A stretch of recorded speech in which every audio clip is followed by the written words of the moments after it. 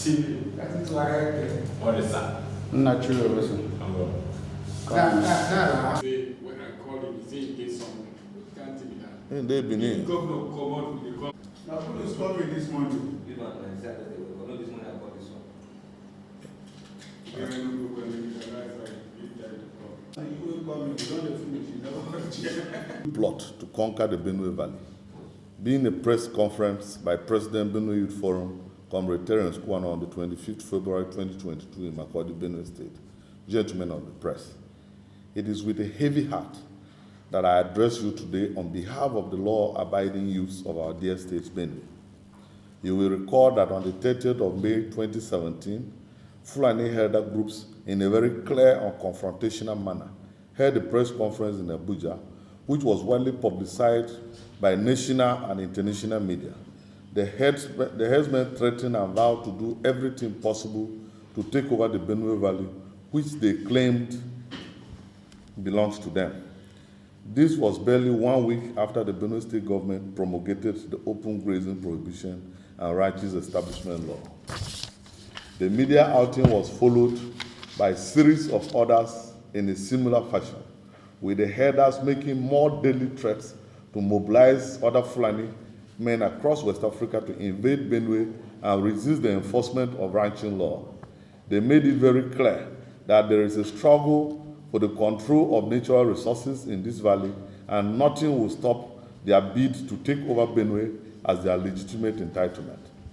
The conquest threats were timely reported to the presidency and all relevant security agencies in Nigeria to avert the situation. Unfortunately, the federal government that swore by the Constitution to protect lives and property gave deaf ears to all the petitions written to it by the Benue State government. Expectantly, on the 1st of January 2018, the Miati Allah groups carried out their threats in the most brutal manner that has never been experienced in our land, and they openly claim responsibility for the genocidal attack. Sadly, instead of arresting the perpetrators, President Muhammadu Buhari urged us to accommodate the killers. It was one of the most bizarre statements to ever come from a commander-in-chief of any country. Governor Samuel Otom's opposition to the federal government's attitude to the killings of his people pitched him against the terrorist herdsmen and the Miati Allah groups, who are determined to acquire the entire Benue State for their kinsmen to occupy. Gentlemen of the press, you are much aware of the antics of these groups, either by direct confrontation, blackmail, or the use of proxies to compel Governor Otom to repeal the open grazing prohibition and ranches establishment law. At events, peace and security meetings, Miati Allah representatives and their allies always push for the amendment of or outright repeal of the law. Sensing the determination of the Benue State government to continue with enforcement of the law, these merchants of death have deployed their plan B, which is to visit the state with more killings. A direct manifestation of this orchestrated plan is the ongoing unprovoked attacks on our communities by the Fulani terrorist groups, who have been killing scores of people and destroying farmlands as well as other properties worth billions of naira. Last week, attacks on Bakpa community in Gwewos local government, Anyi in Logo local government, and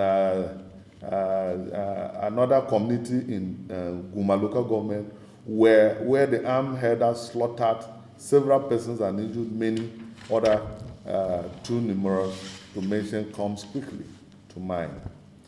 Being the proactive leader that he is, Governor Otom wasted no time on calling President Muhammadu Buhari to declare the killer herdsmen as terrorists. As the umbrella body of youths, we want to put it on record in unmistakable terms that on this day, the 25th February, that we are solidly behind Governor Samuel Otom in his call on President Muhammadu Buhari to declare Fulani herdsmen in Benue State as terrorists. The federal government has foot dragged for too long on this issue. We recall that it took President Buhari just a matter of hours to designate IPOB as a terrorist organization, even when the group has done nothing compared to the heinous crimes Fulani herdsmen have committed against Nigerian and Benue people, to be precise. Conclusion. We expect Mr. President to speedily make the declaration of armed herdsmen as terrorists so that the arrest and prosecution of their leaders can commence to avert further loss of Benue lives in the hands of these mindless groups. We must also make it abundantly clear that whoever wants to listen that we will not let anyone take our land from us. We will defend our ancestral homes within the ambit of the law, enough of impunity and intimidation. Any attempt through any forceful means or sponsored terrorist attack on our people will be met with commensurate resistance. We equally appeal to security operatives to uphold the highest professional standards in handling the herdsmen crisis. If security agencies remain true to their professional callings regarding the herdsmen crisis, those merchants of violence who are desperately trying to twist the narrative and absolve herdsmen of complicity in the killings, even when the herders boldly come out to take responsibility, will be put to shame.